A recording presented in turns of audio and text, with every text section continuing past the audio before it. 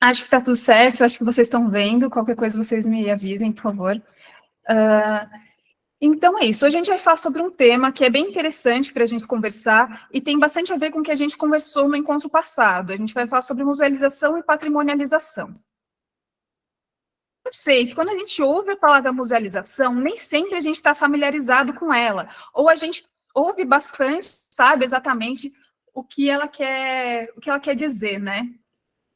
Então, para ajudar a gente a responder o que é musealização, antes de eu falar um pouco, eu vou chamar pessoas mais interessantes que eu aqui, os nossos autores, para ajudar a gente. Eu fiz alguns grifos das falas dele, que eu acho que são importantes para a gente pensar sobre isso. Então, por exemplo, a Marília Xavier Cury, ela falou para a gente que musealização é a valorização do objeto através da transferência do objeto do seu contexto para o contexto dos museus, ou ainda a sua valorização in situ, como ocorre nos ecomuseus. Ou seja, é a gente pegar um objeto do nosso cotidiano, do contexto normal dele, e levar ele para um outro contexto, um contexto específico, que é o contexto dos museus, ou o contexto dos ecomuseus, ou o contexto desses espaços institucionais que trabalham a memória, sejam eles tradicionais Mari, ou não tão tradicionais. Oi, desculpa. Mari, desculpa te interromper um minutinho. É que não está apresentando ainda a sua tela. Eita. Tá sim. Tá, gente, tá Tá. apresentando. Você tem que fixar na tela.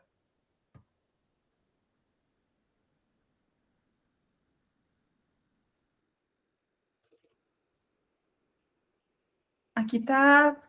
No meu tava, não sei, gente, não sei como vocês estão vendo.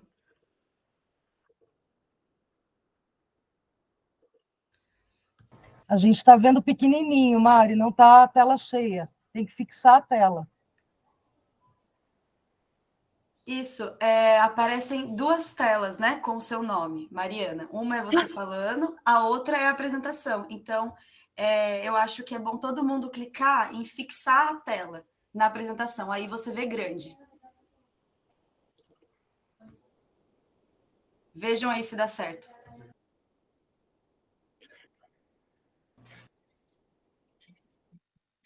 Bom dia, dá certo sim, apertando no fixar. Deu certo, gente? Tá. Então, vocês vão ver aqui, vai ter, ó, vou até mostrar no meu. Vocês estão vendo eu mexer na tela, né? Então, aqui tem esse pinzinho aqui, liberar sua apresentação da tela principal, ou clicar nele para deixar ele como fixado. Aí a gente coloca ele aqui como fixado e acho que vai dar certinho. Tá tudo certo? Ô, Mari, me parece, você tem que levantar um pouquinho, porque o slide inteiro não está aparecendo. Aí, agora sim. Então, tá. Então, essa valorização do objeto, né, através da transferência, que nem a Marília Xavier Cury disse. A gente também tem outros pensamentos sobre o mesmo tema, o que é a musealização. É um processo que se inicia com a seleção realizada pelo olhar museológico sobre as coisas materiais, ou seja, uma atitude crítica, questionadora, capaz de um distanciamento reflexivo diante de um conjunto de bens culturais e naturais. Acaba sendo um pouquinho mais complexa que a outra, mas a ideia é a mesma. Então, é uma seleção que é pensada, né, ela não acontece aleatoriamente, que é feita através de uma atitude crítica, questionadora, que vai pensar determinados bens culturais e naturais diferente dos outros bens culturais e naturais. A gente faz essa seleção através de um olhar museológico, segundo Mário Chagas. A gente também tem aqui a Valdizia Russo Camargo Garnieri, que vai falar para a gente que a musealização é algo mais amplo do que transferir objetos para o museu, pois o ato de musealizar considera a informação trazida pelos objetos em termos de documentalidade, ensinar algo para alguém, testemunhalidade e fidelidade. Então, o que a gente quer dizer com isso? Quer dizer que não é só você pegar um objeto e levar esse objeto para o museu que vai musealizar ele. A gente tem que pensar também nas informações que são trazidas por esses objetos. E quando a gente fala em informações, a gente está falando no próprio objeto como um documento ou nas informações associadas a esse objeto. tá? Pensando na ideia de testemunhalidade, né? Essa ideia de que a gente tem que o objeto ele está representando algo que não é só ele. Isso a gente conversou um pouquinho no encontro passado. Se vocês lembrarem, a gente falou da biografia do objeto, a gente falou como esses objetos eles podem receber um status diferente daquele status cotidiano. Eu sei que parece um pouco complexo nesse momento, mas a gente vai chegar lá, tá? Daqui a pouco eu vou explicar de outro jeito, essa mesma coisa vai ficar um pouquinho mais fácil. A gente também tem aqui, ó, a Maria Cristina Bruno, que vai dizer para a gente o quê? Que por musealização, ela entende o processo constituído por um conjunto de fatores e diversos procedimentos que possibilitam que parcelas do patrimônio cultural se transformem em herança, na medida que são alvo de preservação e comunicação. Então, se a gente pensar aí no que o pessoal está falando, a gente lembra que essa ideia de pegar uma parcela do patrimônio, ou seja, a gente vai fazer uma seleção disso e vai transformar ele em herança, porque o patrimônio já tem essa ideia, né, de herança, e a gente vai fazer o quê? Um processo com eles, a gente vai preservar e a gente vai comunicar essas parcelas do patrimônio. E a gente tem aqui o Jean de Vallon, que vai falar para a gente o quê? Que musealização é uma forma de patrimonialização. Um objeto de qualquer natureza, tornando-se parte do patrimônio. Olha que mais simples essa ideia. A gente tem um paralelo entre os dois. A gente tem um paralelo entre o que é o processo de patrimonialização e o processo de musealização. E ele fala aqui de objeto, né? Então, a gente pensa em todas essas ideias que o pessoal está falando, e a gente vai ver que eles pensam exatamente nisso, que a gente está pegando algo comum e mudando ele de alguma forma, para ele, por alguma razão, através de um processo, representar uma outra coisa. Então, vocês lembram, no mês passado, que a gente falou mais ou menos sobre isso também, que a gente atribui um valor a um determinado objeto, né? Quando ele entra dentro de um museu. E vocês estão vendo que essa seleção ela não é aleatória. Está todo mundo falando de processos, está todo mundo falando do olhar museológico, está todo mundo falando como esse processo ele é pensado, ele é algo planejado, ou deveria ser. Mas então a gente está falando aqui de musealização, e o que a gente vai pensar no que é a patrimonialização, porque a gente vai fazer um paralelo para deixar mais fácil, mas se a gente não sabe o que é a patrimonialização, a gente não consegue entender também ainda o que é o processo de musealização. Então, vamos lá, gente. Eu não vou me aprofundar muito nisso, senão a gente vai sair daqui só no mês que vem, mas a gente vai pensar um pouquinho no que é o patrimônio cultural. Quando que surge a ideia de patrimônio cultural da forma que a gente conhece? Surge na Revolução Francesa. Por quê? Porque a gente teve um processo de destruição de diversos monumentos, a gente teve um processo de destruição de construções, de destruições de espaços públicos, de destruições de castelo, como uma forma de fazer a revolução. Porque a ideia era apagar tudo aquilo que o regime representava e trazer um regime novo. Esse processo ele começou a se intensificar tanto que as pessoas pararam para pensar que não ia sobrar nada.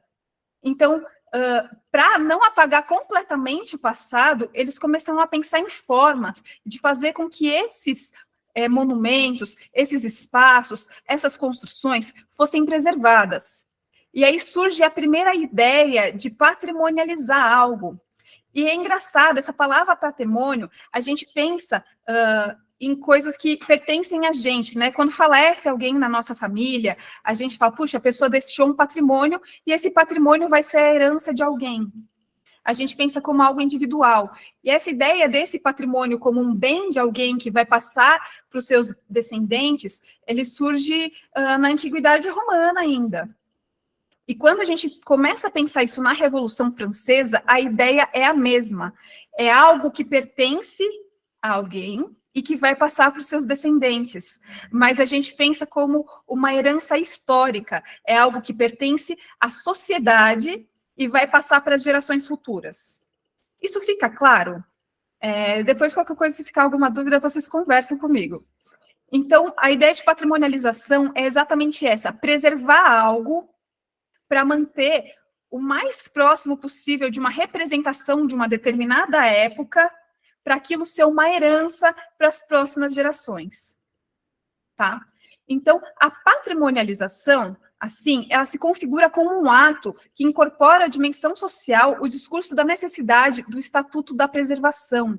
Então, a gente tem uma legislação, a gente tem o ato público que vai falar para a gente que aquilo é preservado e que não pode ser destruído. E a conservação a ser praticada por instância tutelar, portanto dotada de responsabilidade para custodiar os bens. E conservar é o conceito que sustenta o patrimônio, é proteger o bem de qualquer efeito danoso, natural ou intencional, com o intuito não só de mantê-lo no presente, como de permitir sua existência no futuro, ou seja, preservar. A ideia da gente ter um patrimônio cultural, da gente ter essa mudança de algo que era de todos e que podia ser destruído durante a Revolução, ou de algo que é de uma pessoa e que poderia ser destruído com o passar do tempo, ou se a gente pensar no atual, prédios históricos, edifícios, monumentos que correm o risco pela especulação imobiliária de ser destruído. A gente tem uma mudança, a gente não quer que eles sejam destruídos, porque por alguma razão eles são importantes, eles são significativos. Então a gente vai patrimonializá-los como forma de conservar, como forma de mantê-los presentes, mesmo no futuro. Então, a ideia é proteger de efeitos danosos, intencionais, naturais, ou, enfim, de qualquer outra forma, para que eles existam no futuro. Isso serve para monumentos, sítios, construções, mas serve também para o patrimônio imaterial. A gente também patrimonializa, de outras formas, as manifestações, as tradições, enfim, tudo isso também está relacionado com a ideia da gente manter a existência ou manter o registro disso no futuro. São formas diferentes, né, quando a gente patrimonializa o material e quando a gente patrimonializa o imaterial, e a gente vai conversar sobre isso em outros encontros, mas é só para a gente pensar que é sempre uma forma de proteger, sempre uma forma de conservar, seja a integridade física, seja o registro, tá? E é legal, isso tudo a gente está pensando em coisas maiores, a gente pensa em monumentos, a gente pensa em construções, a gente pensa em prédios, a gente pensa em sítios arqueológicos, a gente pensa em manifestações, em tradições, são coisas grandes. E quando a gente pensa em artefatos, em objetos, em coisas menores, isso passou a ser pensado também, porque durante a Revolução Francesa também começa a surgir as primeiras coleções visitáveis, e a gente tem objetos de arte, a gente tem objetos de ciência, a gente tem artefatos arqueológicos, e como que a gente faz isso? Elas são patrimonializadas também? Sim. A ideia da patrimonialização para artefatos, para objetos, acaba se tornando a musealização. Claro que a gente faz esse conceito como algo mais recente, antes era só patrimonialização, a gente pensa em tombo, né? A gente até tem os livros tombos nas nossas instituições museológicas, mas o conceito que a gente utiliza hoje em dia é a musealização. E por que a musealização seria uma forma de patrimonialização? Porque os dois termos, os conceitos de musealização e de patrimonialização, são processos que atribuem valores simbólicos. Eles alteram os status para bens musealizados e bens patrimonializados, características que os definem e diferenciam de outros bens similares. É aquilo que a gente estava falando também no encontro passado. São objetos que eles deixam de ser objetos normais. A gente tem um universo inteiro de muitos e muitos e muitos objetos, um objeto que a gente vai selecionar de forma intencional para integrar o nosso acervo, para integrar as nossas coleções, e a gente faz isso porque a gente quer preservar ele, tá? Da mesma forma que a gente vai escolher um monumento entre tantos monumentos, ou um prédio entre tantos prédios, para patrimonializar. Essa escolha ela é intencional e ela acontece por diversas razões, tá? Diversas razões. Às vezes, é realmente pela ideia da gente ter algo que seja representativo para a sociedade e porque a gente quer preservar aquilo como algo representativo. E, às vezes, tem outros interesses que acabam guiando a gente na patrimonialização e na musealização. A gente já fala sobre isso. Então, a gente tem aqui, né, o objeto de museu, não apenas um objeto dentro do museu, ele tem essa mudança desse status, tá? Quando um objeto musealizado passa a adquirir um status museológico, essa mudança do contexto ordinário, utilitário, para o simbólico do museu, implica no processo de ressignificação, para que o primeiro, detentor de sentidos em seu contexto, não precedente do museal, adquira sentido no novo ambiente. Disse aqui o Bruno Brulon para a gente.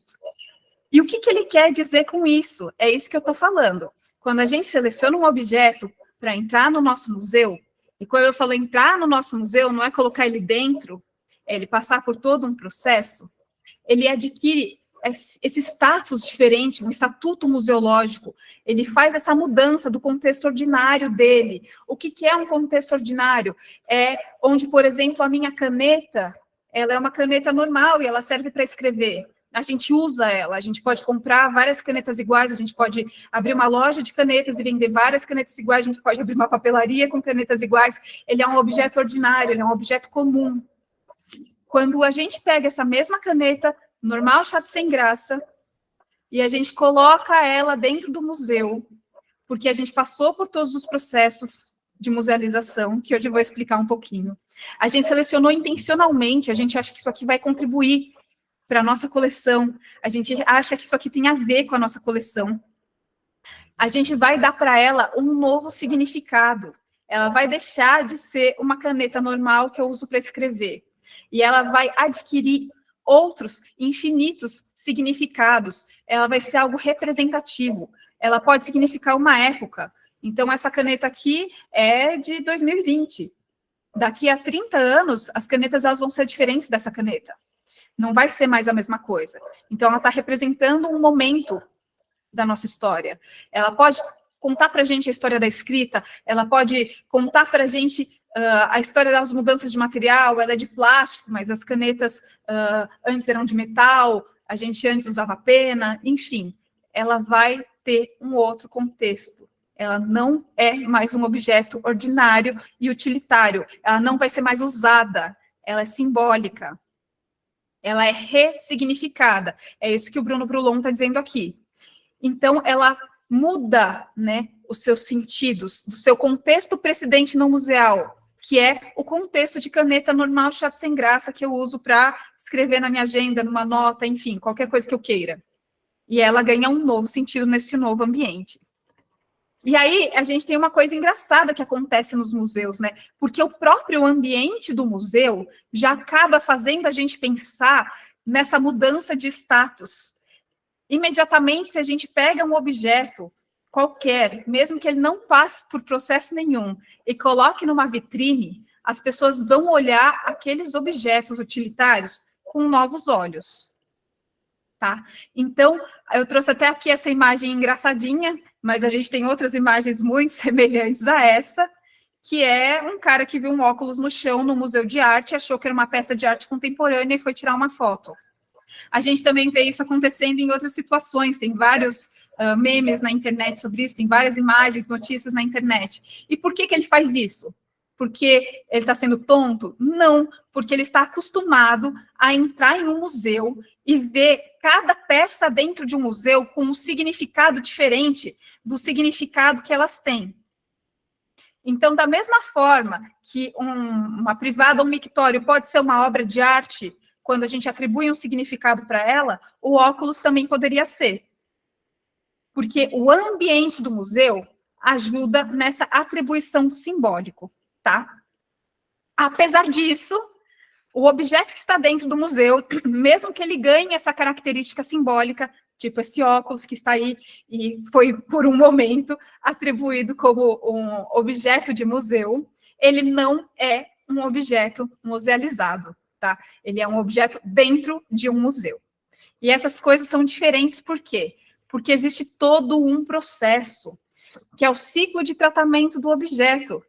Então, para o objeto ele ser musealizado, ele passa por uma série de burocracias. Ele não é só pegar o objeto, por mais interessante que ele seja, e colocar dentro da exposição. Ele tem que passar pelo processo de aquisição, que pode ser a doação, a compra, a permuta, a coleta, enfim, tem várias formas de aquisição desse objeto. Então, não adianta pegar a minha caneta e levar para o museu e falar que ela é musealizada. Não, ela pode ser um objeto dentro do museu, quanto tantos objetos dentro do museu. mas ela só vai ser musealizada se eu doar ela para o museu. Só isso é o suficiente? Não. A gente tem que fazer o quê? A documentação dessa caneta, de onde ela veio, qual a história pregressa dela, o que ela representa, o que ela significa. Pensar também nos materiais dela, no tamanho, na dimensão, no peso, toda aquela parte de documentação que a gente faz. Tem que ser feito o quê também? Uma pesquisa, né? Qual a marca dessa caneta? Ela é BIC? Qual que é a história da BIC? O que isso tem a ver com essa caneta? De quem que foi essa caneta? Onde eu comprei essa caneta? Além disso, qual outro processo que ela tem que passar? O processo de salvaguarda. Vocês lembram que a musealização e a patrimonialização, elas existem também pensando na conservação? A gente quer que isso perdure, a gente quer que isso fique gerações e gerações funcionando? Então, a gente vai fazer o quê? Uma salvaguarda eficiente desse objeto. Não adianta eu colocar a caneta no museu e deixar ela de qualquer jeito e alguém quebrar, pisar em cima, acontecer qualquer coisa. A gente não está musealizando ela. Ela está só largada lá. E a gente não está cumprindo a função que a gente tem, que é fazer com que ela seja musealizada, preservada para as próximas gerações. E o que a gente tem que fazer também? Comunicar. Vocês lembram lá no começo, que eu apresentei uma fala da professora Maria Cristina Bruno, e ela fala que era o processo de preservação e comunicação? Então, o ciclo do objeto, ele pensa na comunicação. Que nem a gente conversou no nosso primeiro encontro, uma das definições de museu é que ele é um espaço de comunicação. Se a gente não comunica o nosso acervo, a gente não está cumprindo aí a nossa função, e a gente não está fazendo o ciclo. Então, a gente está preservando para quê? Né? E aí, essa comunicação, eu deixei aqui só para a gente lembrar. A comunicação, a gente pensa em exposição sempre, porque museus, muitas vezes, são lembrados aí por suas exposições, mas não é a única forma. Nós temos ações educativas, publicações, seminários. A gente pode levar essa caneta com o objeto musealizado a ser comunicada de diversas formas. E por que a gente fala que é um processo pensado e consciente? Porque a gente tem que ter em mente o motivo da gente estar patrimonializando, musealizando qualquer coisa. A gente não pode simplesmente começar a musealizar tudo.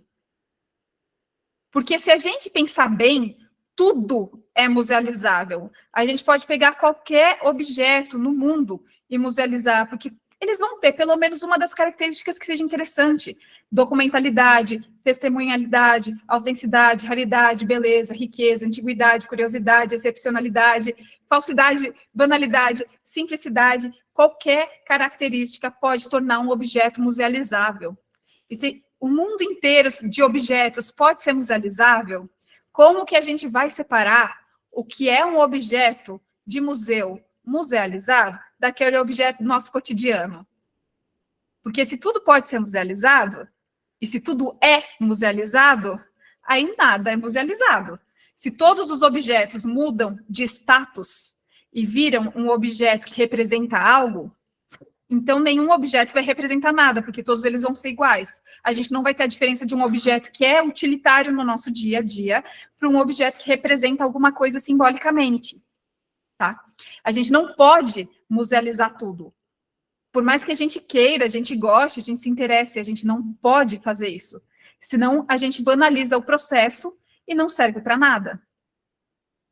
Então, a gente tem que pensar muito bem e fazer essas escolhas do que a gente vai musealizar de forma extremamente consciente. E como que é feita essa escolha, essa seleção, esse pensamento, esse olhar museológico que a gente utiliza para isso? Bom, a gente vai seguir algumas coisas. A gente vai ter a missão na nossa instituição, que já vai ser um ótimo norte para a gente. Se a gente tem um museu que trabalha a história de uma cidade do interior, a gente não vai pegar objetos que não tenham nada a ver com essa cidade do interior. A gente pode receber a doação de, puxa, um objeto incrível, e isso acontece. A gente pode receber, por exemplo, a doação de uma obra de arte incrível, que tem um valor absurdo. Mas se ela não tiver nada a ver com o nosso museu, a gente não deve aceitar. Um exemplo prático, tá? Eu trabalhava no Museu Histórico no Rio Grande do Sul. E a gente recebeu a doação de alguns elementos que eram referentes à Revolução Constitucionalista aqui de São Paulo. Eu, como boa paulista, recebi os objetos e falei, incrível. Nossa, tem aqui os 3 tipos de capacete, tem um morteiro, nossa, está super bem preservado, era de uma coleção que era particular, então a pessoa se importava muito com aquilo, é maravilhoso. Fiz uma baita pesquisa sobre o acervo, tentei de todas as formas ver se eu conseguia encaixar a história da Revolução Constitucionalista com a história daquela cidade, para ver se eu conseguia pensar em alguma forma de fazer com que aquele acervo ficasse com a gente, e aí eu parei para pensar que não tinha sentido, né? Porque por mais que eu goste da Revolução, por mais que eu goste daquele acervo, por mais que ele seja significativo, representativo, maravilhoso, ele não tem a ver com aquele museu. Então, depois de muito analisar, a gente não aceitou a doação e a gente destinou para um outro museu, que ia ter um interesse maior. Um museu aqui em São Paulo, que trabalhava a Revolução Constitucionalista, tá? Então, às vezes essas decisões, quando a gente trabalha no nosso dia a dia, elas não são fáceis. Mas elas precisam ser feitas. Eu não posso simplesmente aceitar no meu acervo algo que eu acho legal. Senão depois muda o museólogo e o próximo museólogo vai fazer a mesma coisa. E a gente começa a ficar com um acervo totalmente sem padrão. E é o que acontece na maior parte das instituições. A gente tem acervos que não se conversam, uma coisa não tem nada a ver com a outra. Aí você vai falar, poxa, mas o meu museu não tem uma missão bem definida, o meu museu não tem uma política de acervos bem definida. Tudo bem. Olha o seu acervo. O que tem no acervo do seu museu? Esse perfil do seu acervo, ele pode te dar dicas daquilo que você deve ou não aceitar. E o quanto antes você pensar sobre isso, sobre o que você tem na sua instituição, mais fácil vai ficar para você pensar em uma política de acervos. E essa política de acervos vai te dizer, por A mais B, o que você deve aceitar.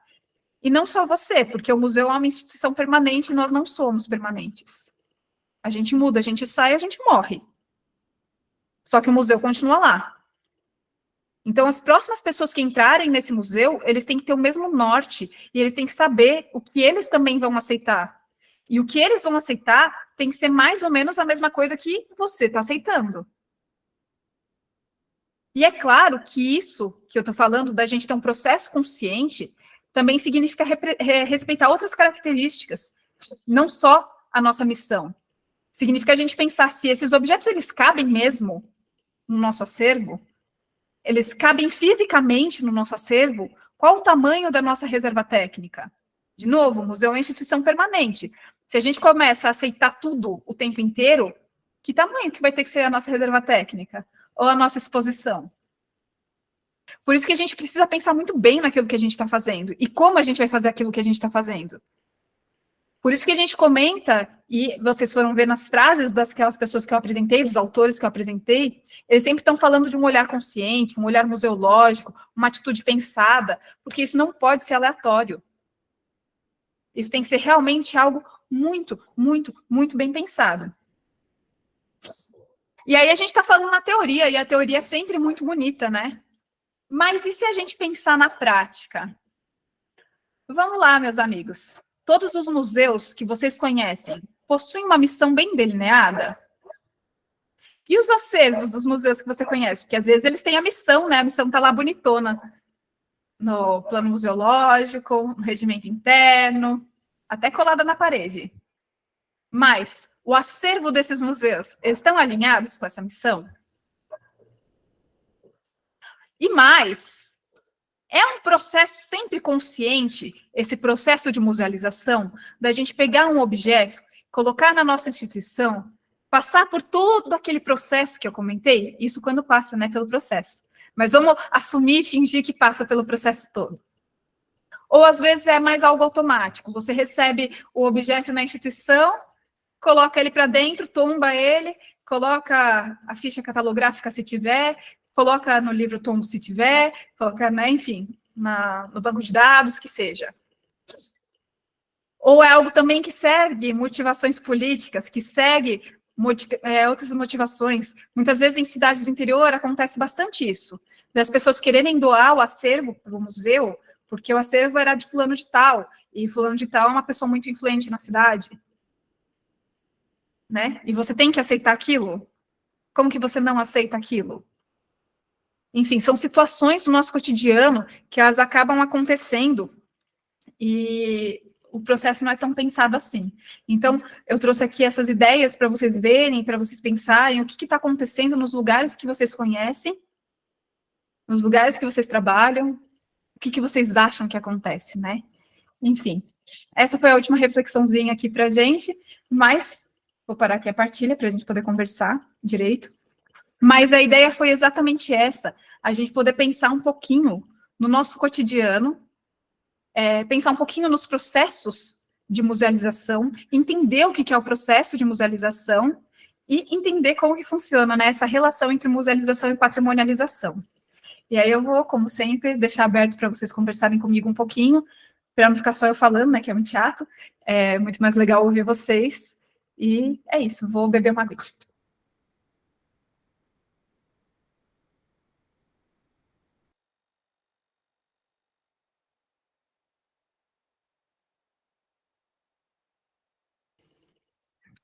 Fez sentido o que eu falei? Deu para entender? Porque eu sei que é um tema um pouco complexo e que às vezes é meio difícil. Diferente dos outros temas que a gente falou nas outras semanas, que é algo bem prático, esse tema ele acaba sendo um pouquinho teórico, então pode ser um pouquinho mais chatinho, né?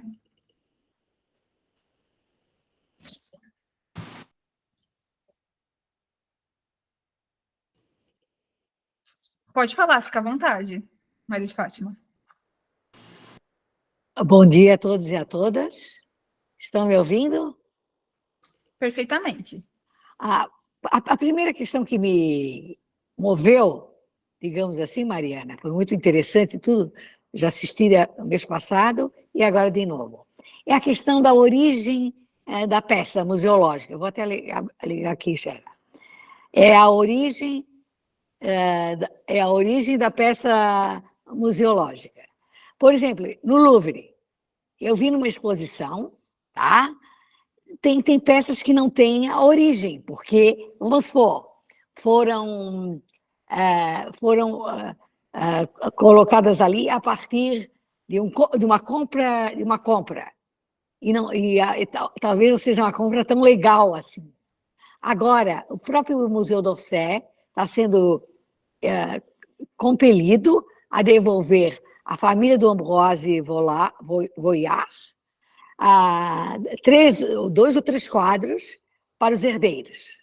Então, eu acho que o museu, eu não sou museóloga, tá, Mariana? Nem os colegas que estão assistindo. A gente vive, eu vivo muito em museu, adoro. Então, eu vejo muito problema. Tá? Por exemplo,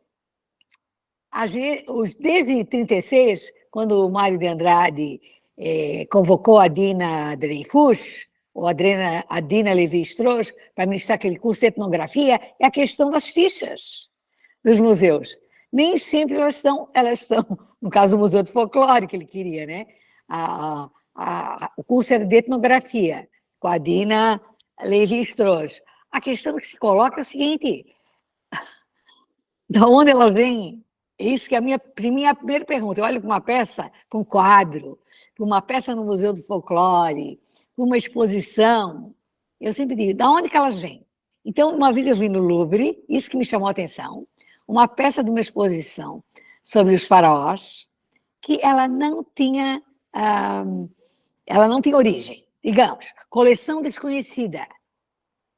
Claro que não é coleção desconhecida. Por exemplo, o caso do Museu Egípcio de Turino, as peças de lá são de 2 coleções, de dois senhores, o Drovetti e o Schiaparelli, que fizeram escavações no Egito e venderam, tá, as peças. Então, esse pessoal que trabalha com egiptologia vê mais problema. Mas eu, que não sou nada, e vejo assim, vou ao museu e fico observando esse detalhe, eu acho que os museus têm mais problemas do que nós imaginamos. Eu queria que... Desculpa, eu queria que você colocasse isso. E, exatamente, a origem nem sempre a origem é lícita, vamos colocar assim, E nem sempre as peças estão de acordo com aquela proposta, com a missão, como você diz. Eu tenho muito problema quando eu visito um museu, não sei porquê, mas eu tenho. Obrigada. Imagina. Então, essa questão de objetos lícitos e ilícitos é muito complicada, porque a legislação mudou bastante, né? Antigamente, o pessoal realmente ia fazer as coletas, normalmente arqueológicas, ou, né, as compras, enfim, que são formas de aquisição, e simplesmente levavam para os seus países, normalmente tirava de os países, levavam para a Europa, para os grandes museus, e colocavam na exposição. Não tinha uma preocupação com essa ideia de nacionalidade dos objetos, não tinha mesmo. Essa preocupação é uma preocupação, entre aspas, recente. E o que acontece? A legislação internacional que a gente tem sobre isso, ela também ela acaba relevando objetos que foram coletados até uma determinada data. Tá? Eu não vou falar a data certinho, porque eu não lembro, mas eu acho que até os anos 40, alguma coisa assim. Então, tudo que foi coletado antes dessa data, ela acaba não precisando ser repatriado, que é o que o pessoal fala. E nem nada do gênero. Hoje em dia, é claro que esse tráfico ilícito é proibido, mas antigamente não era. Então, a documentação que esses museus têm, os registros que eles têm, muitas vezes deve estar interligado com os cadernos de campo arqueológicos, enfim. São outras formas de fazer a documentação e a pesquisa. Exatamente, ó, o Diomar está até colocando aqui que a questão de objetos ilícitos está muito em discussão na paleontologia, com certeza. Há fósseis brasileiros depositados em instituições europeias, incorporados à base do tráfico. Perfeito, exatamente. E se a gente pensa nessa ideia da legislação que acaba falando para a gente que o que é até uma certa data não é mais relevado, né? Acaba ficando aí por trás dessa questão, é diferente. E não tem muito o que se possa fazer. Principalmente se a gente pensar que os grandes museus, as coleções mais significativas, são provenientes de coletas e de outros países. Então, por exemplo, no Louvre, a gente tem uma coleção de egiptologia incrível, incrível. Se eles tirarem tudo isso e devolverem para o Egito, eles vão ter uma série de problemas aí nas coleções deles. Né? Então, mas também sei que não é só sobre isso que você estava falando. Você está querendo saber também das fichas catalográficas e das outras questões de documentação desse tipo de acervo. Aí, de novo, né? Uma questão que a gente tem em todos os museus, ou em quase todos os museus, é que a maioria não a maioria, né, mas muitos objetos não estão catalogados, porque é um processo contínuo, é um processo muito longo, e às vezes tem museus que nem estão inventariados os objetos, tem museus grandes, inclusive, que às vezes apresentam objetos que são réplicas como original, porque eles acabam perdendo a documentação referente às duas coisas, e não sabe mais o que era réplica, o que era original, porque está lá há tanto tempo, enfim. Problemas na documentação. E esses problemas na documentação são enormes, frequentes e dos mais variados que você puder imaginar. Então, quando você comentou que os museus têm mais problemas do que a gente imagina, puxa, os museus têm muitos problemas. E museus antigos, mais problemas ainda. Quanto mais antigo o museu, mais problema a documentação dele provavelmente vai ter. Já vai ter passado por vários processos, já vai ter passado por várias ideias de documentação, por várias mudanças tecnológicas, e nem sempre as informações que estão relacionadas ao acervo vão acompanhando essas mudanças e essas documentações. Tá? E isso a gente nem precisa pensar em museus grandes, a gente pode pensar em museus pequenos também, que a realidade vai ser assim. Eu imagino que em museus muito, muito, muito, muito grandes, com equipes enormes, esses problemas vão ser um pouquinho menores, né? Enfim. Vou ler aqui. A Ariana estava falando aqui que ela participou, né, falando sobre normas, legislações de bens expatriados. Exatamente. É muito bacana esse tema, tá super em alta essa discussão, é super frequente, porque realmente não tem uma resposta certa do que deve ser feito. Muitas vezes a gente pensa que os museus dos países de origem talvez não tenham condições de equipe para fazer o processamento dos objetos, mas ao mesmo tempo tem e salvaguardar, né, com eficiência, mas ao mesmo tempo tem toda a questão ética de, puxa, aquilo é pertencente a um povo, então tem que estar próximo do povo, e o pessoal acaba usando o maior tipo de argumento possível, né, vários tipos de argumento para redirecionar essa discussão e falar que os bens não devem ser expatriados, e fica uma discussão infinita que em algum momento vai ter alguma mudança aí, eu imagino que em algum momento próximo deve ter alguma mudança na legislação para a gente saber um pouquinho o que vai acontecer. A gente pode até conversar sobre isso em outro encontro, se vocês acharem interessante. Nossa, falei muito, né? Desculpa. Pode falar, Luciana. Mari, eu lembrei nessa fala, quando você citou, que é muito antiga, né, essa prática ilegal, entre aspas, eu só queria dividir uma curiosidade de como isso começou. Na época das grandes navegações, onde os desbravadores invadiam países, saqueavam esses países e traziam esses objetos e colocavam nos gabinetes de curiosidades, que foram os primeiros museus que se tem notícia, né, para demonstrar poder, para demonstrar riqueza.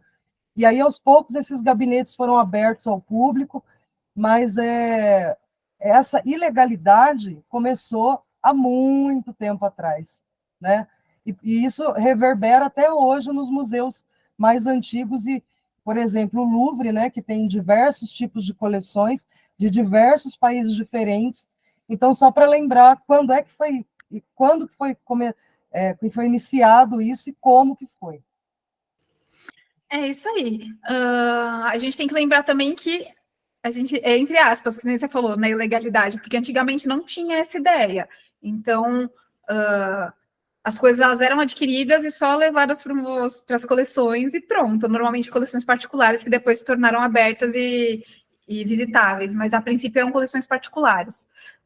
E depois, quando os primeiros museus surgem, novamente, a mesma coisa, não tinha nenhum tipo de legislação sobre isso, e é por isso que praticamente todos os museus europeus grandes vão ter material de egiptologia, material africano, material indígena, que remetam a diferentes culturas e trabalhem de diversas formas com esses materiais, né? Normalmente expondo sem permissão dos povos originários deles.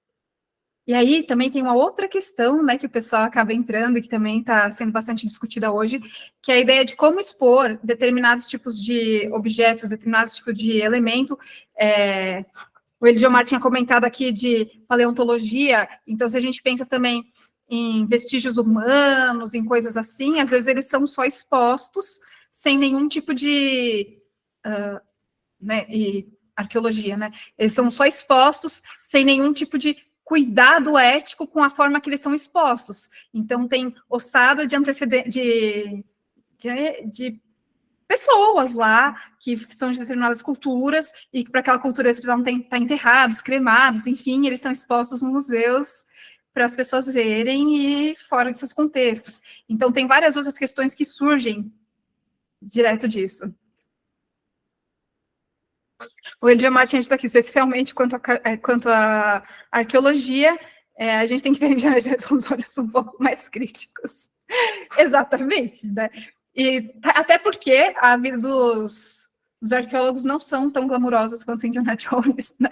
Normalmente é só ficar horas e horas e horas embaixo do sol, mesmo naquela época, e, enfim, levando as coisas direto para o museu. E aí é uma outra questão também que a gente entra relativa à documentação de material arqueológico, que normalmente é muito pequena, principalmente para a arqueologia que foi feita até os anos 60, 70, que as poucas informações que se tem são o caderno de campo do arqueólogo, e esse caderno de campo muitas vezes nem é levado ao museu, então as pessoas não sabem onde que foi retirado, qual que era o sítio, enfim, perde todo o contexto. Eu já falei alguma vez aqui, eu acho, mas material arqueológico sem o contexto dele significa pouquíssimo. Então, são questões que acontecem aí na documentação museológica de todos esses espaços, né?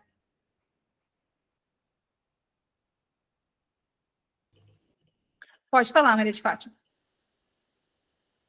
Pois não. Porque hoje o que está em debate, vou até ligar aqui, hoje o que está em debate é a decolonialidade. Você que é museóloga, você sabe. Então, uma das coisas que a gente mais ouve, eu, que não sou museóloga, temos a questão da decolonialidade. Por exemplo, o caso da França. o Monsieur Macron, o presidente da França, ele está devolvendo para o Benin várias peças que foram trazidas no bojo da colonização. E assim está acontecendo na Europa. A Europa, principalmente a França, está entrando nessa era da decolonialidade. E você que falou, por exemplo, do Brasil, na Pinacoteca e na Biblioteca Ambrosiana em Turino, desculpa, em Milão. O que é que você encontra?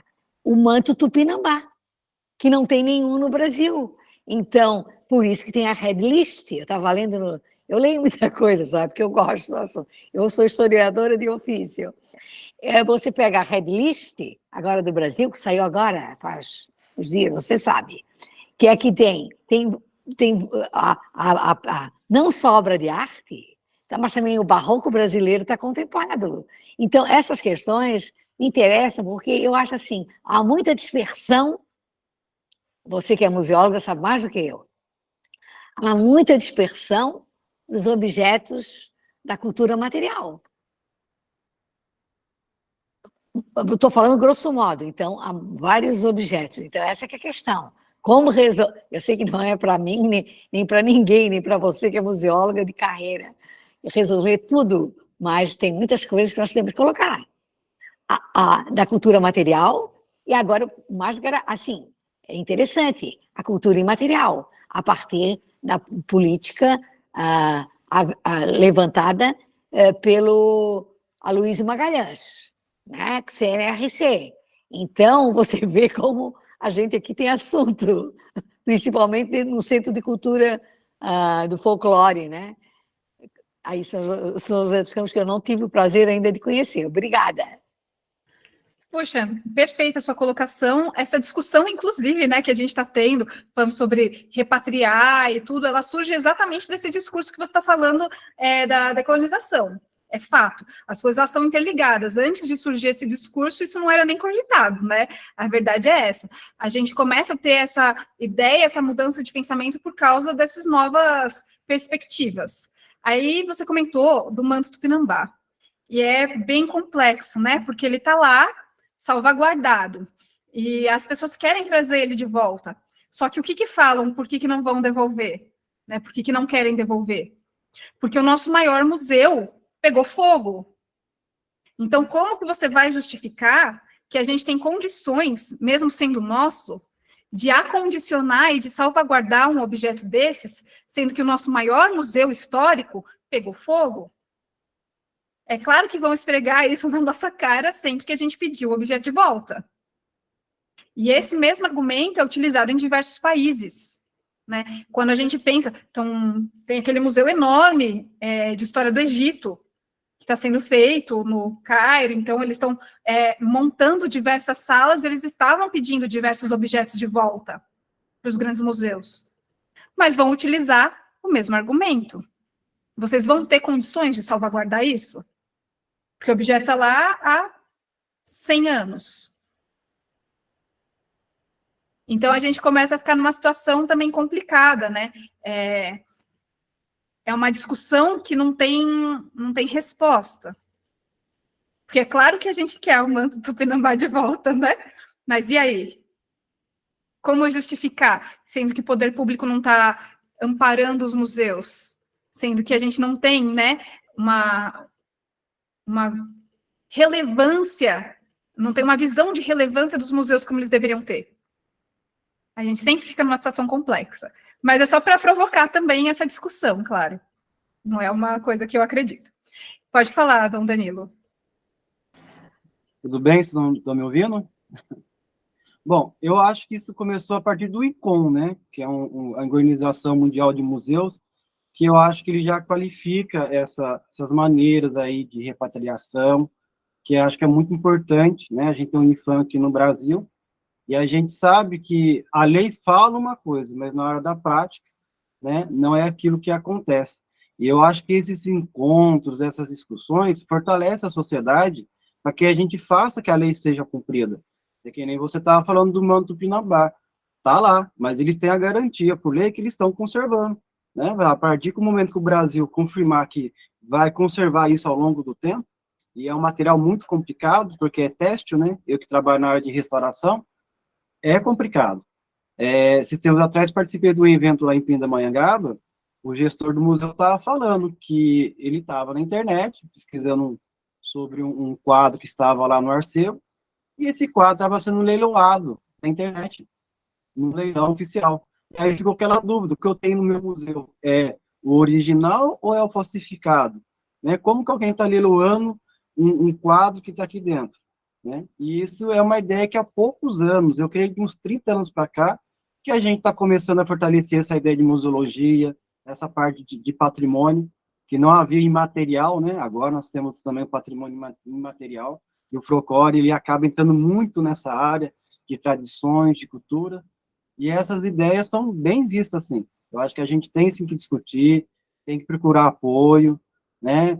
A gente tem que procurar também essas pessoas que criam as leis para a gente cobrar também, mas o que eu vejo nas instituições é isso daí. Às vezes o museólogo, ele quer fazer grande coisa, tem um projeto lindo, a gestão não aprova, não há recurso, é uma coisa muito difícil. Às vezes, para você comprar um papel Japão, nossa, demora aí um ano, né? Restaurações, conservações também é uma área, assim, que você não encontra. Aí você tem que contratar uma empresa, cobra caro. Às vezes, o município, né? A gente está falando de coisas pequenininhas, né?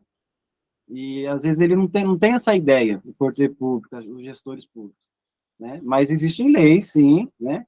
Mas é muito complicado. Você quer uma repatriação de um patrimônio, mas você não dá a garantia judicial que você vai resguardar, né? E o pior ainda é quando o Ministério Público te obriga você ainda a guardar um objeto de herança, né? Eu não sei se já aconteceu aí isso aí, mas já acontece muito, esses pedidos de herança aí, o museu comunicar à instituição falando, não, agora você é obrigado a conservar e a guardar esse patrimônio até que seja decidido futuramente.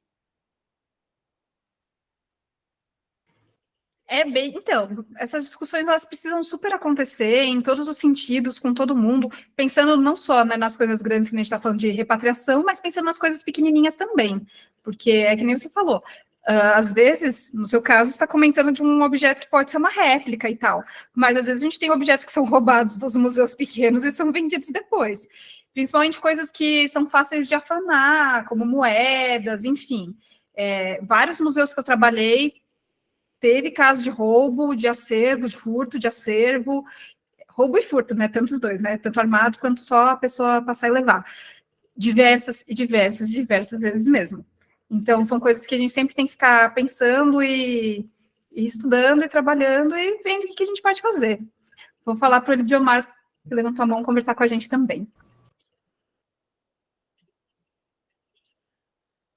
Oi, bom dia. Muito obrigado pela oportunidade de estar participando de um evento tão relevante. Parabéns a vocês pela discussão. É muito interessante a gente pensar na necessidade de um plano nacional de conservação dos museus brasileiros, como um projeto de país. Isso é absolutamente fundamental e estamos longe de ter isso. E, é claro, esse é um argumento que vai ser usado pelas instituições estrangeiras que receberam nossos materiais, eventualmente de forma ilícita, até recentemente. Mas é bom lembrar também que a Europa, que geralmente é a sede de toda essa documentação e todo esse acervo, também não é incomum pensar em museus destruídos lá, especialmente pela guerra. E também não é uma realidade distante. A gente está vivendo um momento de guerra em pleno território europeu. E fazer coro a todos que lamentam profundamente o ocorrido no Museu Nacional, que é uma tragédia que a gente dá pouco valor no dia a dia.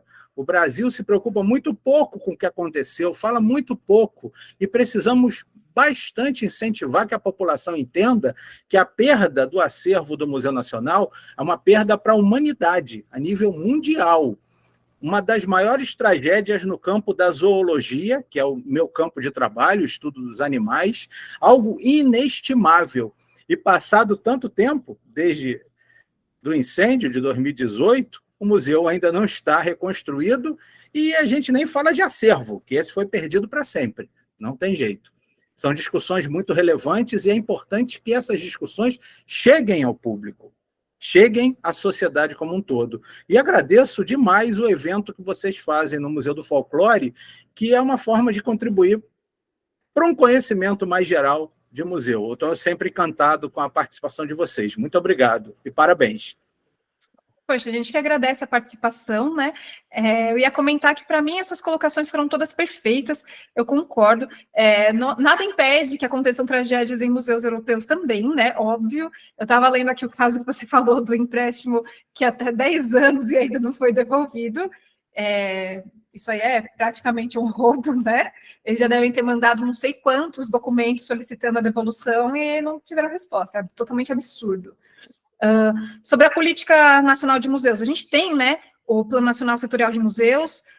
O nosso problema é que as coisas não funcionam como a gente gostaria na prática. Essa é a pior parte. Sobre o Museu Nacional, puxa, eu não tenho nem o que falar.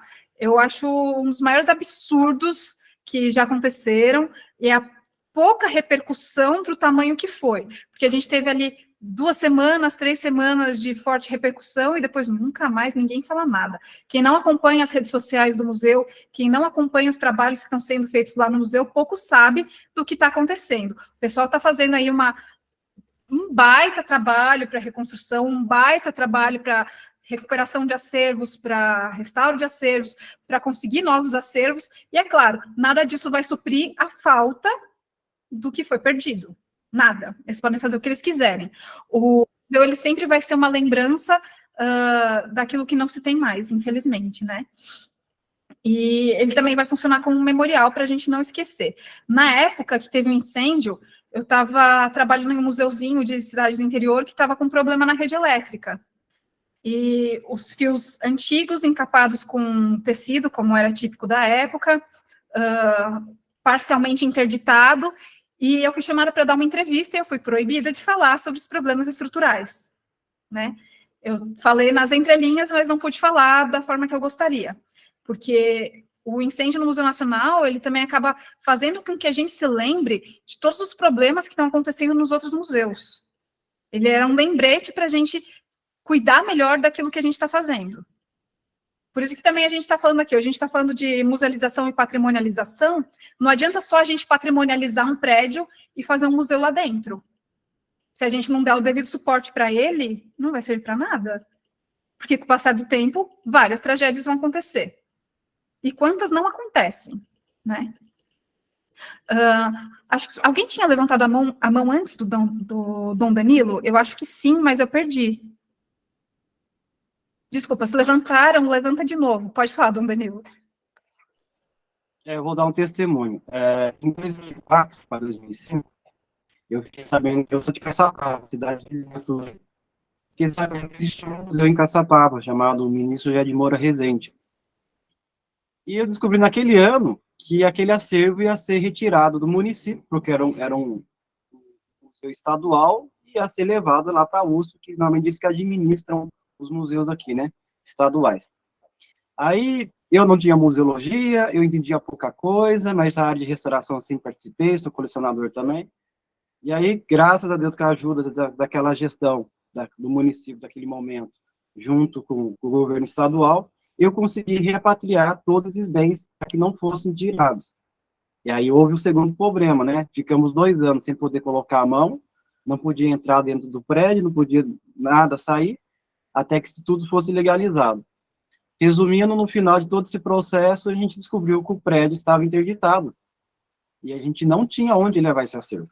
E aí sentamos, conversamos, a gente decidiu talvez levar lá para a biblioteca pública, mas seria muito, acho que desonesto tirar uma biblioteca que estava há muitos anos em funcionamento para colocar um acervo. E aí foi criado o Centro Cultural. E foi lá para o Centro Cultural temporariamente. E aí a gestão mudou, né? Eu não fui funcionário da prefeitura, eu era voluntário, porque eu me preocupava com a história do município, porque ia se acabar tudo que tinha de Caçapava. E ao longo desses anos para cá, né, agora retiraram esse acervo, levaram do lado de uma estação ferroviária de trem, quer dizer, um lugar que não se deve nunca colocar um acervo, porque lá a gente tem louças, né, vitrarias, tem material teste, papéis, sem ar-condicionado, sem ventilação, sabe? E aí a gente descobrimos agora esse ano que foi colocado uma museóloga lá. A gente está tentando conversar com ela desde o começo do ano, mas eu não sei por qual motivo ela nunca tem tempo, né? E a gente também vê essa preocupação ética dos museólogos também, porque às vezes a gente não pode esconder o problema, né? Você está com esse problema elétrico, né? Mas se alguma coisa acontecesse, você primeiro tinha um laudo ali, oficial, que você estava já comunicando às instituições que se acontecer aquilo, não é responsabilidade de tudo. E a museologia, infelizmente, ela não abrange tudo, né? A gente brinca com o pessoal, a museóloga é a dona do museu. Pior que não, né? Infelizmente, a gente precisa de todas as equipes. A população é fundamental, né, nessa área, porque quanto mais licitações você tem, mais recursos você consegue, né? Quanto mais a população cobrar esses gestores públicos, né, mais recurso tem para o museu. Só que a gente fica triste, né? A última visita que eu fiz no mês passado, eles cobriram uma prateleira de documentos antigos, lá de 1800, 1700, com plástico preto. Eu queria morrer com aquilo, mas não podia falar nada, né? E é uma situação complicada, sabe? E agora descobri que eles estão copiando um projeto que eu já tinha feito lá em 2005, que era transferir esse acervo para um prédio que era uma escola, uma das primeiras escolas de Caçapava, né? Que eles falam que é tombado, mas não existe nenhuma legislação municipal, estadual, federal que fala que aquele prédio é tombado, né? Esse negócio de tombamento é uma coisa muito complicada, porque às vezes o museólogo ele consegue fazer toda a esquematização daquele processo, e ele fica só à mercê de uma licitação estadual ou federal para proteger aquele bem, porque aonde ele está mesmo ali colocado, às vezes aquela instituição não dá aquele valor, né, para o município, né, a gente falando de cidades aí, e é muito complicado. A gente tem lá em Paraibuna, lá, que eu fiquei sabendo nesse encontro em Pinda, uma pré-memória, né, futuramente será um museu, são processos judiciais dos séculos passados. Se criou, mas não tem um restaurador, não tem um museólogo, né, a gente agradece muito o Cinzesp, porque o Cinzesp também dá bastante apoio para a gente, né, e tem bastante cursos lá também, a gente que é curioso, né, a gente gosta de fuçar as coisas aí, mas é muito complicado. Eu queria saber qual era a sua dificuldade aí em São José dos Campos. Que quando você chegou, qual foi o seu tipo de trabalho, as suas dificuldades, se você pudesse relatar esse acontecimento, acho que seria interessante para a gente entender um pouco do que você passa, do que você passou, de suas experiências aí. Obrigado. Imagina, então, sobre o problema da rede elétrica lá, a gente tinha todos os laudos do Corpo de Bombeiros informando, o prédio era da prefeitura, a gente já tinha também encaminhado infinitas solicitações para eles, mas a ideia é que eles não queriam que eu falasse na TV, né? Esse foi o problema. Sobre o que você falou, de acervo que é mudado de um lugar para o outro em cidade do interior, é o que mais tem, e nesse processo, muitas vezes, as coisas se perdem, não só elas se deterioram. Tem muito a ver com o que você falou também, às vezes os materiais são solicitados e a prefeitura não dá. Então, às vezes o negócio está no plástico preto, mas foi solicitado caixa de polio-ondas há, sei lá, 5 anos e o pessoal não entrega, porque você sabe como é que é. A gente, principalmente em prefeitura, com as mudanças de gestão, as coisas elas acabam sempre atendendo a determinados interesses. Então, os processos, eles muitas vezes ficam interrompidos também. Você começa, que nem você falou, você começa a fazer uma coisa, muda a gestão, já é outra coisa, é outra cabeça, é outro mundo. Então, são pequenas janelas que a gente tem para tentar ajudar de alguma forma. É isso. Infelizmente, né? Infelizmente. Sobre desafios, puxa, cada museu teve um, né? Aqui no Museu do Folclore, eu acho que é a questão da mudança do banco de dados. Pensando em documentação, tá? Vou falar só de documentação.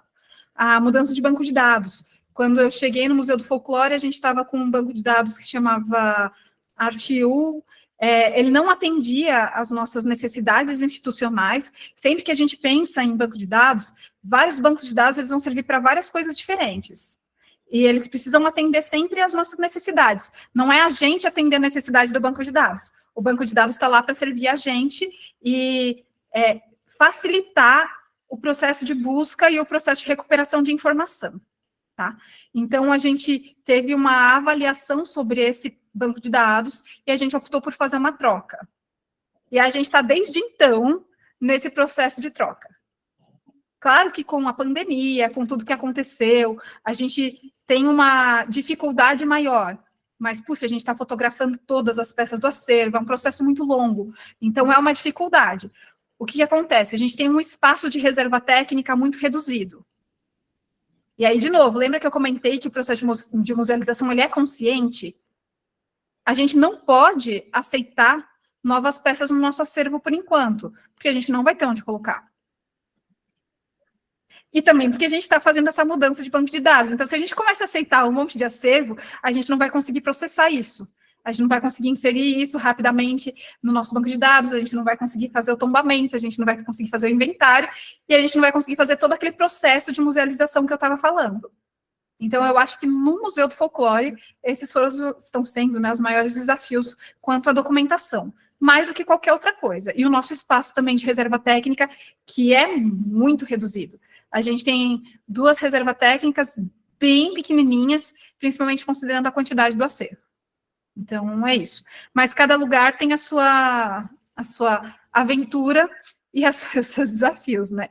Tem museu que tem 10 livros tombo diferente, graças a Deus no Museu do Folclore não é esse o caso, eles sempre seguiam o mesmo padrão. Sempre teve museólogos trabalhando no Museu do Folclore, o que ajuda bastante também. Quando a gente pensa em museus mais antigos, municipais, normalmente eles não tiveram museólogos desde o seu início, então o processo de documentação, se existe, ele é meio aleatório, as coisas são feitas de formas confusas, às vezes sem padrão, às vezes com numeração que recomeça, e aí você perde os dados, é muito complicado isso. Vários museus do interior também têm fichas catalográficas muito antigas, sem quase nenhuma informação e que não foram passadas para os novos métodos de documentação. Então, você tem uma ficha catalográfica dos anos 60, você tem uma ficha catalográfica dos anos 90 e as informações não são as mesmas. Isso é bem comum de acontecer também. É bem complicado, mas é bem legal também tentar pensar em formas de resolver esses problemas, né? Eu acho que no Museu do Folclore, sinceramente, a documentação, nossa, foi uma das melhores que eu peguei, por sorte, uma das mais bem feitinhas e com mais informações. Claro, tem uma ou outra mudança de nomenclatura, pensar em formas de utilizar o mesmo vocabulário controlado, mas são coisas mais específicas que podem ser resolvidas depois. E a reserva técnica, que esse é um problema sério. Acho que é isso. Alguém mais quer fazer alguma contribuição, contar alguma experiência? Eu tinha visto que a Cristina tinha falado que ela identificou todos os problemas, os questionamentos que eu estava falando, né, no finalzinho do slide, no cotidiano da instituição dela. Então, não sei se ela sente a vontade para falar, mas só para a gente lembrar que são problemas muito comuns, se a gente parar para pensar, quase todos os museus sofrem com pelo menos um deles. Se não sofre, você está trabalhando numa instituição que está muito boa, muito bem.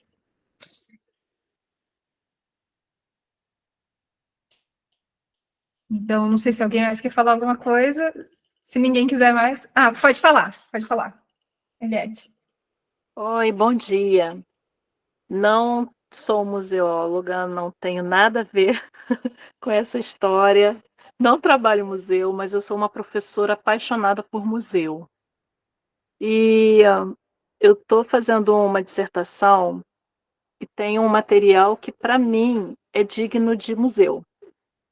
Inclusive, eu já até procurei o Arquivo Nacional para poder fazer uma doação, mas eles me disseram que seria tratado como um documento raro e por isso seria, tipo assim, engavetado. E aí eu não gostei da resposta que eu tive, né? E aí eu queria saber de vocês, né, que tem mais experiência com esse processo de musealização e de patrimonialização, né? Que você falou no início, que foi bastante interessante para mim. Até agradeço o convite para participar desse evento. E queria saber como que procedimentos eu poderia fazer, ou a quem eu deveria procurar para poder fazer futuramente a doação. Trata-se de um caderno utilizado pela minha avó. Minha avó era analfabeta, era parteira, e ela pedia às pessoas para registrarem nesse caderno os partos que ela realizava. E aí, diante da pesquisa que eu tenho feito, ainda não encontrei ninguém que tenha, enfim, conhecido parteira que tivesse feito uma coisa dessas. Entendeu? Aí eu queria saber se alguém poderia me ajudar nessa aventura. Obrigada. Imagina, obrigada por estar participando. De que região que você é? De onde você é? Olha, eu moro em Niterói, no Rio de Janeiro. Participei uma vez de um evento com vocês há uns 3 anos atrás. E desde então eu estou extremamente assim, feliz por estar recebendo os convites para esses eventos que eu estou gostando pra caramba.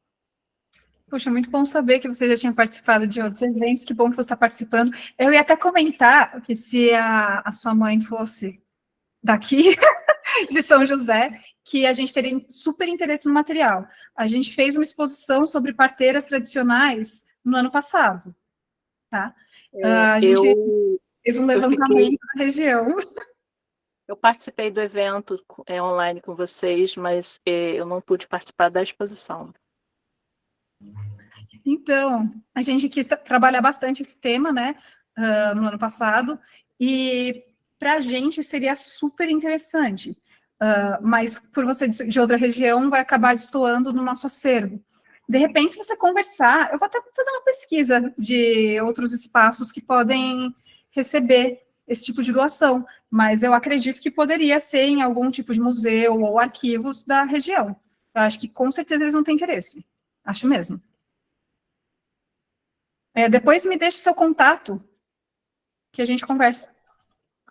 Tá, ok, obrigada. Quem sabe, né, eu não penso em alguma coisa. Algum lugar que possa te ajudar. Mas muito legal. Nossa, muito legal o material. Se quiser me deixar escrever no chat aqui seu e-mail, eu já copio, senão eu vou perder depois. Então, alguém mais quer falar alguma coisa? Se alguém quiser. Se não, eu vou pedir para todo mundo abrir a câmera para a gente fazer um registro aqui. E a minha colega Manuela vai ter alguns recadinhos para passar para vocês também. Vamos primeiro no abrir a... Peraí, só um minutinho.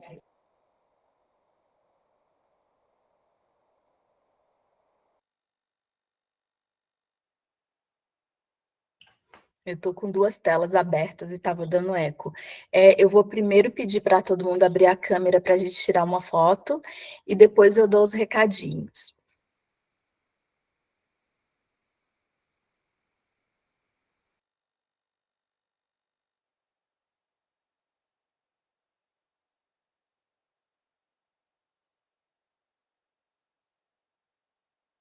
Manu, você já fez o registro? Porque tá todo mundo com cara de tonto.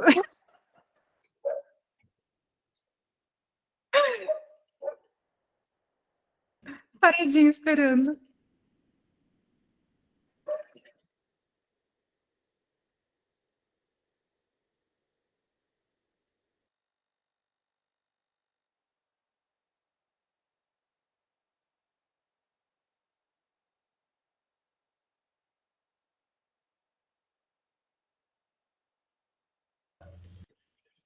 Aí, deu certo, gente. Muito obrigada.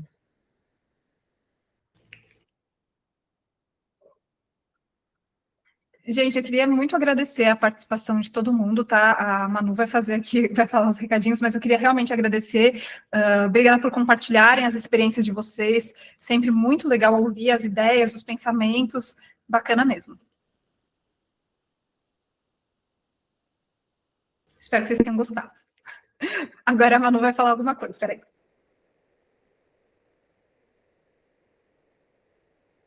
É que eu tô aqui no malabarismo de desativar o som de uma tela para ativar o som da outra para poder falar.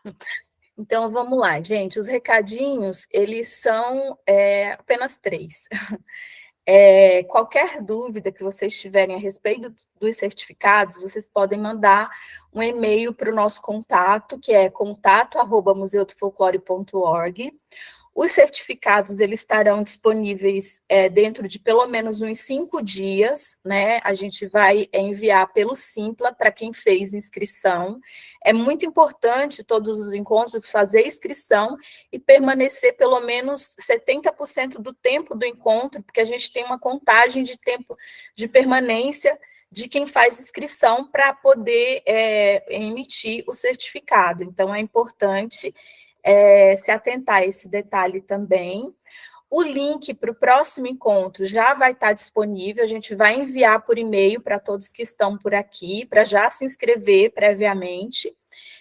E sempre que vocês não receberem o e-mail, vocês podem entrar na nossa página no Simpla, página Museu do Folclore, e verificar todos os nossos eventos, que eles ficam lá registrados, os eventos que requerem inscrição, e para outros eventos, e a gente tem muitos no Centro de Estudo da Cultura Popular, nos 2 projetos, no projeto Ecomuseu, dos campos de São José e no Museu do Folclore, e aí, por isso, peço que nos sigam nas nossas redes sociais, que são Museu do Folclore SJC, Ecomuseu CSJ, CSP SJC.